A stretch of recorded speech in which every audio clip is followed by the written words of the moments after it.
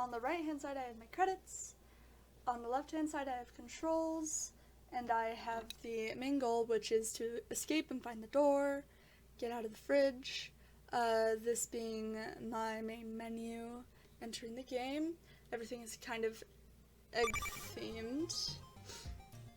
So,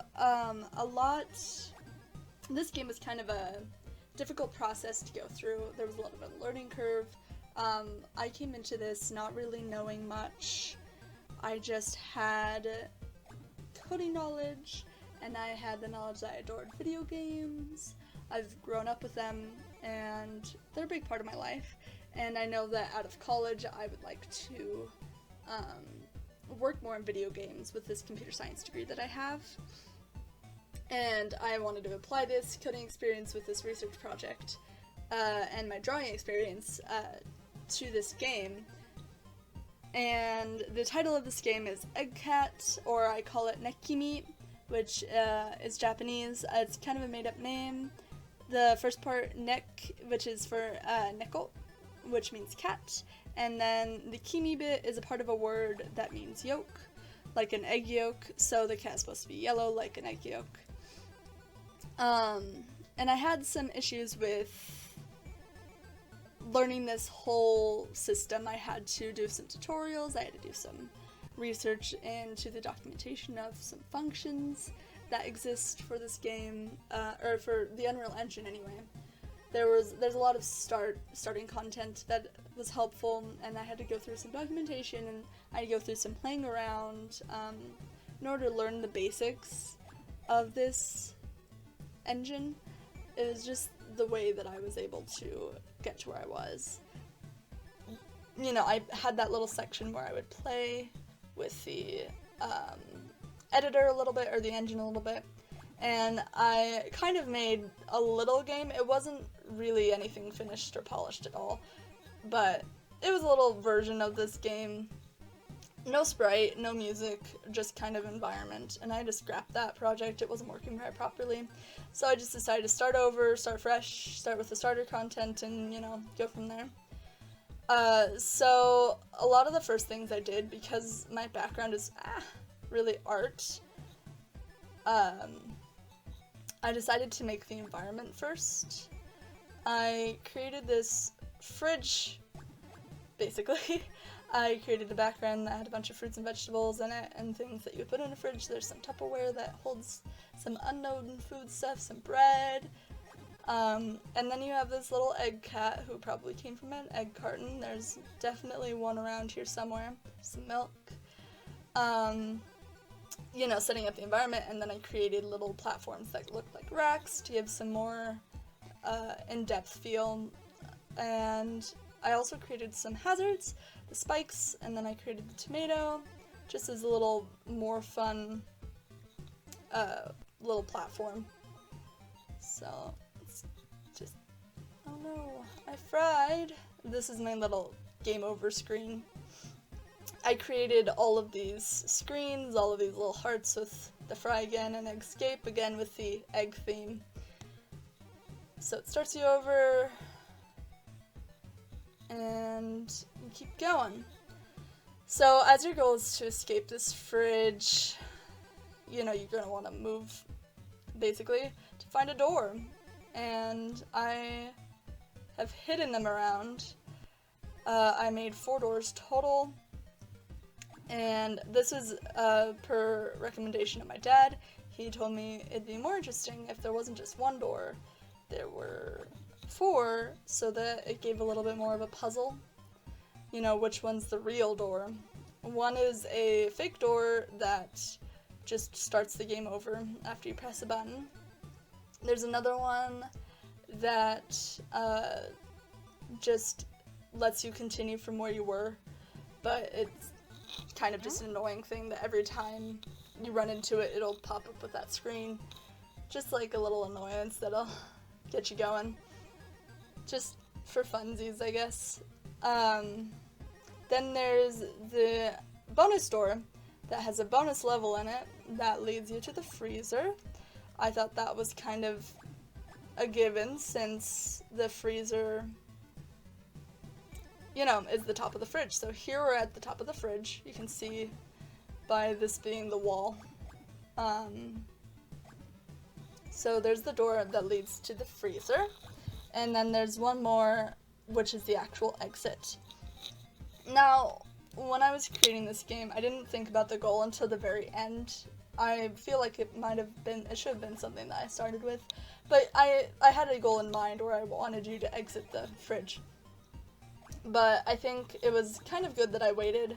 I was able to figure out how to deal with health, damage, and using the heads-up display for things like the health, and things like the main menu, and using buttons on all that stuff. That was very important to the look of the game and how the function of the game is, how it works and how it looks and how it feels, giving you a little bit more of an immersion by having that heart, and then adding the sounds for even more immersion,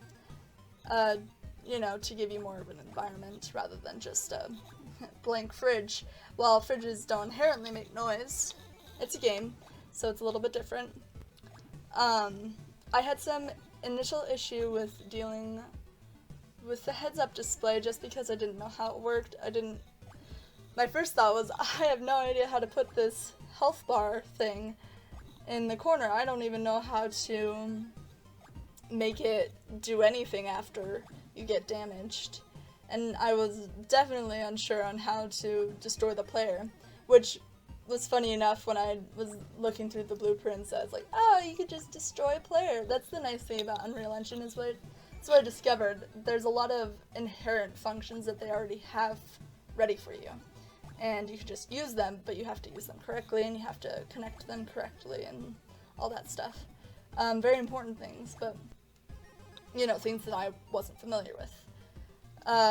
So creating the health was a little bit difficult. I had to go through some tutorials on how to deal with the health system, and then I had to go through, figure out how to make these spikes more of a hazard, giving them a damage box, and using overlapping with them. That was a bit of a tricky thing for me to learn, but once I got it, it was pretty simple. A lot of this stuff it's just kind of, as a beginner, you don't really know. As a beginner, you just kind of walk in and you have whatever coding knowledge you have, and you have to really go from there. Then I came up with the level design. After I made all this stuff, I had to sit down and draw out the whole level, and the only reason the freezer is up here is because I thought I'd put the actual exit here. Which isn't right, because if the exit's up here, it's just a simple, go to the top, and it seems a little too easy. So that's why I put the freezer up here, and also, you get to the top of the fridge. What's above it? A freezer. So here's the freezer.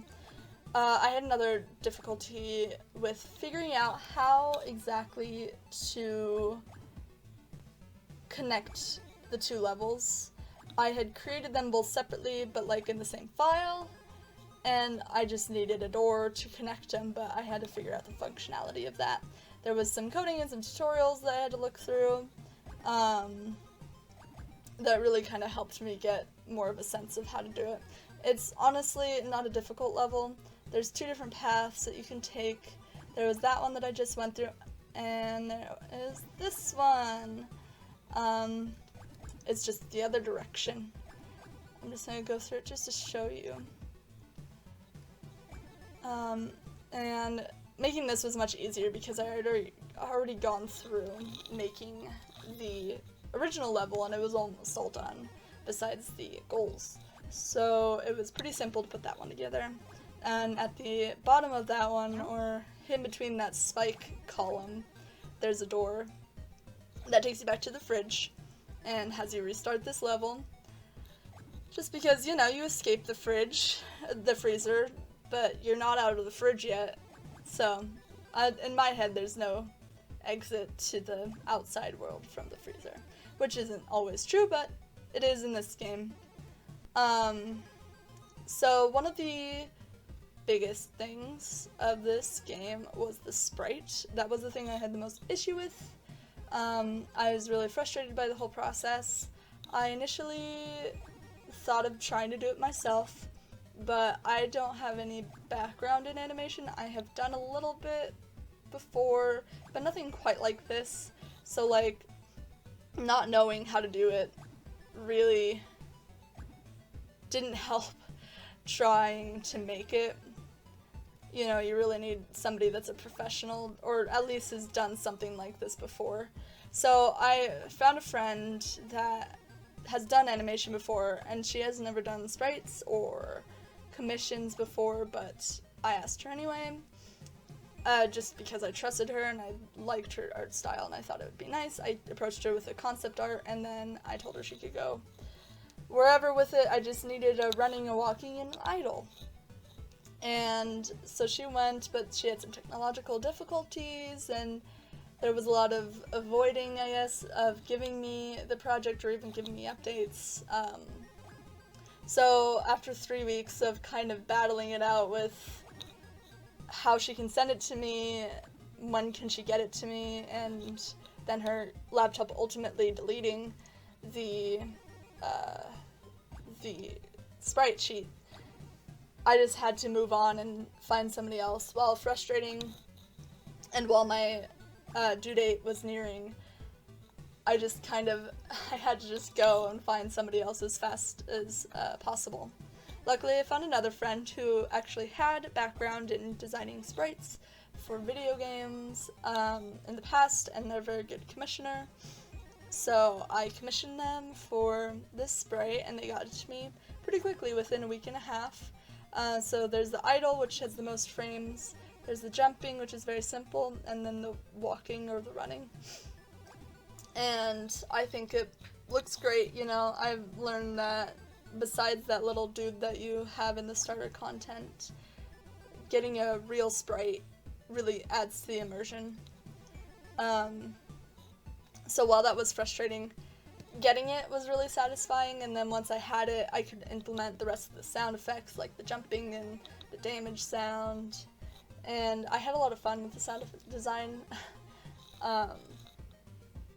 and I had fun looking for all of that, but adding it to the sprite was a really satisfying bit, where it wasn't just a file somewhere on my laptop, it's in my game. That was the thing about this game, it really gave me a lot of satisfaction. It showed me just how much you can really do with it. I had to learn a lot about audio and how to loop it in this game, how to find audio that is really loopable. Sounds pretty good when it loops, it doesn't sound too choppy. Even then, I still think I have room for improvement. But I do have a little bit of a wish list of things I want to put into this game, but I haven't had the chance to, or I didn't have the time to during this semester, which is the main thing was the enemies. I wanted to initially add a bunch of enemies to this level, and I wanted a fighting mechanic. However, I don't have any background in AI, and while I was in the process of creating this game, it kind of became clear to me that I might need a little bit of background, or at least, you know, do some independent research where I would specifically study AI. I just needed some sort of foundation for that. I don't feel like I could have just jumped in, and then I would have had to deal with the sprites for that, and things like that, which is just, it was too much for this little project. It was a little too high of a requirement that I initially had. But after that, I thought about my actual story. I have a full story, and that was what I initially came up with when thinking about what I should make for this game. I have a whole story about how this cat looks like an egg, is trapped inside a fridge, has lost its master, and needs to go find its master, and I wanted to put some cutscenes in to explain this. Again, this was an issue with animating and things I didn't have any experience with, like movie making, so I simply just chose to do this as simple as possible and make the main menu with a goal and not include any of the story. However, I'd like to do it in the future.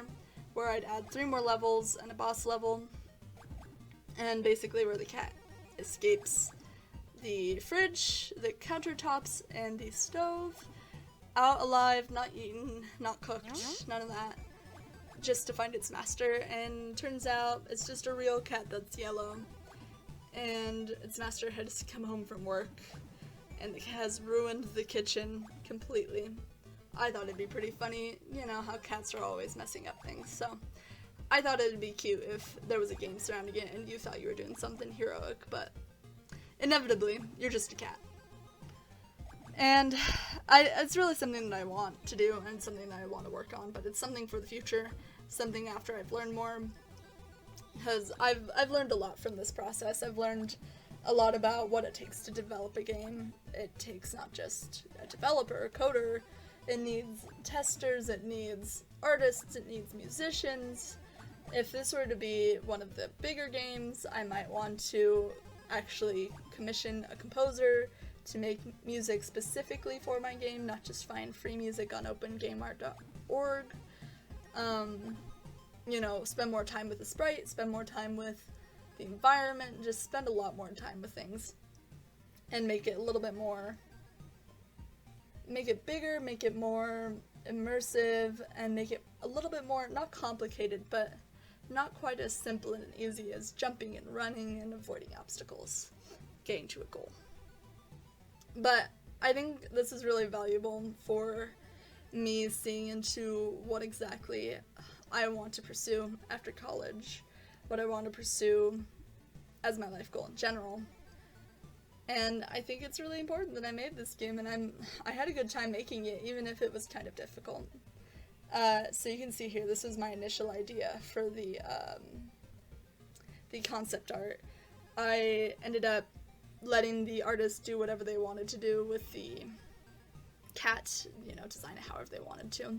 But I left this in just because I left it in. So you escaped, you lived to fry another day. So you could do it again, or you could just leave the game.